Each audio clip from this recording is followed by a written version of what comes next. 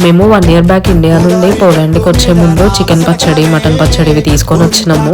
కానీ అవైతే అయిపోయినాయి. అప్పటి నుండి అయితే ఇండియాకి అయితే వెళ్ళలేదు.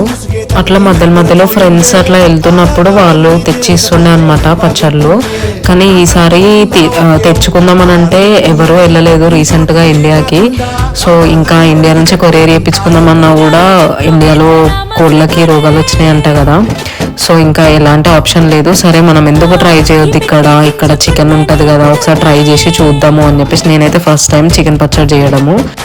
నేను మాత్రం 1/2 kg చికెన్తోనే ట్రై చేస్తున్నా. ఫస్ట్ టైం చేస్తున్నా కాబట్టి ఇంకా అది వేస్ట్ అవ్వద్దు అని చెప్పేసి 1/2 kgతో అయితే ట్రై చేద్దాము. అది మంచిగా వర్కౌట్ అయితే ఇట్లా 1 kg అట్లా పెట్టుకోవచ్చులే కావాల్సినప్పుడు అనేసి ఇట్లా 1/2 kgతో అయితే ట్రై చేస్తున్నా.